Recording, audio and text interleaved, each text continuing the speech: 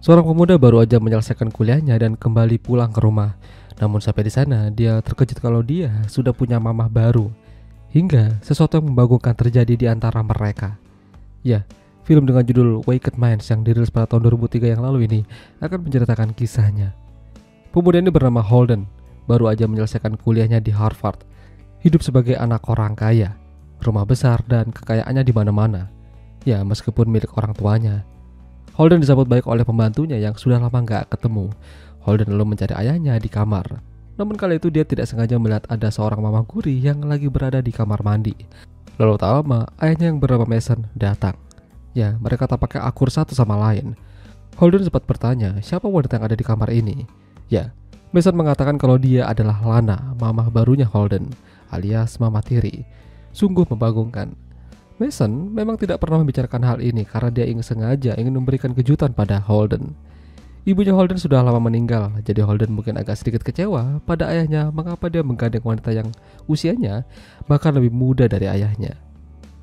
Malam itu, Holden diajak ayahnya ke sebuah acara resmi orang-orang kaya. Di sana Holden diperkenalkan Lana pada seorang cewek yang mungkin seumuran dengannya. Namanya adalah Nicole.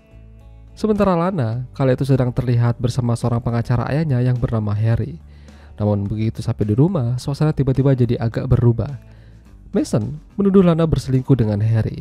Bahkan Mason menuduh Lana udah bobok bareng dengannya. Ya, Lana berusaha menenangkan Mason. Entah apa yang terjadi. Holden lantas meminta ayahnya untuk beristirahat dan melupakan kejadian malam ini. Ya, tentu saja di pagi harinya, Holden bertanya pada Lana apa yang sebenarnya terjadi. Apakah dia sering disakiti oleh ayahnya seperti semalam?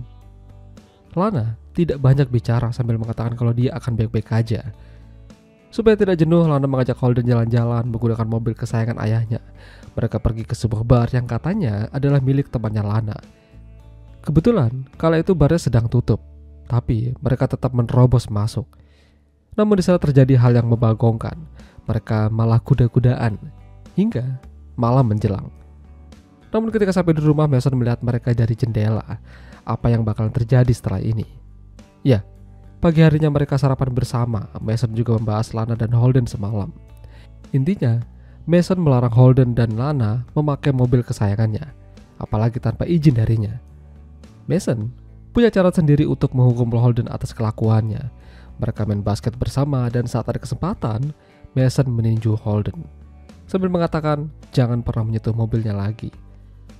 Lana melihat itu dari jendela. Ya, Lana prihatin pada Holden. Tapi mereka tampaknya memang tidak bisa terlalu dekat-dekat. Karena jika hal itu terjadi, permantapan akan terjadi. Bahkan ketika Mason berangkat kerja, Lana dan Holden mengambil kesempatan itu. Ya, taulah ya mereka ngapain. Suatu malam, mereka pada ngumpul dan kebetulan ada Nicole di sana. Mereka membicarakan masa depan, salah satunya apa langkah Holden selanjutnya. Jadi, Holden tertarik menjadi seorang arsitektur. Namun Mason membantah secara halus kalau dia lebih baik bekerja di bank aja. Sama seperti apa yang dilakukan oleh ayahnya. Dari sini, terlihat kalau Holden tidak begitu senang. Seolah-olah hidupnya itu diatur oleh ayahnya dan dia tuh tidak bebas. Dia cerita hal itu pada Lana. Lana mencoba menenangkannya kalau pasti ada jalan keluarnya dan mungkin ayahnya bisa berubah pikiran. Namun sebelum itu, mereka begitu lagi. Suatu hari, Holden dan ayahnya berduaan aja di rumah sambil minum jus.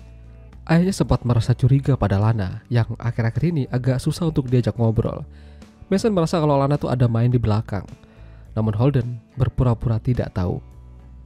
Jadi, setelah itu Holden ketemuan sama Lana di sebuah motel kecil membicarakan masalah ini. Holden merasa ini gawat dan dia harus pergi dari sana. Tapi, Lana kembali mencoba mengurungkan niatnya Holden dan ya mulai lagi. Malam itu, ketika Holden kembali pulang, dia mendapati ayahnya sudah tergeletak di lantai dan tak bernyawa dengan beberapa luka tusukan senjata tajam. Ya, pada akhirnya polisi berdatangan dan menyimpulkan sementara kalau Mason telah dibantai. Namun, siapa pelakunya? Ada satu orang yang dicurigai, ya, Lana. Mereka berdua dibawa ke kantor polisi sambil dimintai keterangan apa yang terjadi dan apa saja yang mereka kerjakan. Intinya, Holden tidak tahu menahu apa yang terjadi. Sementara Lana mengatakan kalau dia habis dari rumah Nicole dan baru menyadari kalau suaminya telah tiada. Setelah diinterogasi oleh polisi, Holden dan Lana ketemuan lagi di motel dan mereka membicarakan masalah ini kembali. Lana berkali-kali mengatakan kalau mereka akan baik-baik aja. Intinya tenang. Namun Holden tidak bisa.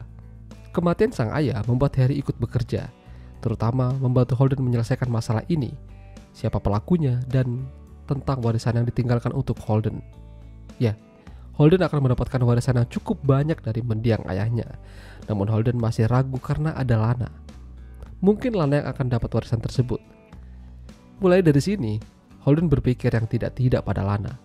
Apa mungkin Lana yang menghabisi ayahnya untuk mendapatkan warisan? Apalagi Lana sudah sering disakiti oleh ayahnya. Hingga suatu hari, Holden memergoki Lana bersama Nicole sedang bertransaksi. Apa yang mereka kerjakan? Sayangnya, Lana dan Nicole sudah sempat kabur. Holden menemui Harry di rumahnya. Di sana Harry memperlihatkan sebuah rekaman yang memperlihatkan Lana dan Holden lagi begituan. Harry bilang kalau rekaman ini adalah Lana yang memberikan. Apa maksudnya? Ya, makin kesini makin kelihatan kalau sepertinya Lana memang berbuat jahat. Lana berbahaya. Holden kembali malam itu. Di sana, dia melihat garasi mobilnya sedikit terbuka. Namun tiba-tiba, Lana datang dan melepaskan tembakan. Lana berdalih kalau mengira ada maling, namun ternyata Holden. Holden akhirnya berhasil mengambil senjata itu dari Lana sambil mengatakan kalau dia itu cinta padanya. Hingga keesokan harinya, Harry berkunjung sambil memberitahukan suatu kebenaran. Jadi, Mason ternyata diracuni. Dia sudah tewas sebelum dibacok. Sementara Lana tidak tahu di mana keberadaannya. Malamnya Holden menemukan senjata untuk menghabisi ayahnya di dekat perapian. Lalu tiba-tiba Nicole datang sambil menodongkan senjata. Tapi mereka malah terlihat senang. Ya, ternyata Holden dan Nicole adalah pelakunya. Holden meracuni ayahnya saat minum jus. Lalu Nicole yang memberikan luka tusukan itu. Motifnya adalah harta. Mereka ingin menguasai harta Mason. Sungguh membagongkan. Semua sudah mereka rencanakan dengan baik. Namun ada satu masalah di mana ketika Nicole diminta untuk menghabisi Lana dan membuangnya ke tong sampah. Namun tidak ia lakukan. Nicole malah membiarkannya sekarat di pinggir sungai. Namun begitu dicek, Lana tidak ada. Ya, mereka sempat panik. Bagaimana kalau Lana melapor ke polisi? Dan benar aja, Lana malam itu kembali pada Holden yang kebetulan tidak ada Nicole. Dia melepaskan tembakan dan mengenai Holden. Mengapa dia berkhianat pada Lana? Sudah jelas kalau intinya adalah uang. Dia harus menyingkirkan ayahnya dan Lana, lalu menjadi pewaris satu-satunya. Begitu ada kesempatan Holden kabur, mereka kejar-kejaran sampai ke tebing. Begitu akan menghabisi Holden, Lana ditembak dari belakang oleh polisi. Ternyata sebelum itu, Holden sempat menelpon polisi, seolah-olah dia adalah korban. Semenjak itu kasus ditutup. Holden dan Nicole berhasil melakukan kejahatan mereka dengan baik. Dan kini, mereka menikmati hasilnya. Itulah tadi alur cerita film Wicked Minds. Jika kalian suka dengan video ini, jangan lupa untuk tinggal like dan sampai jumpa lagi.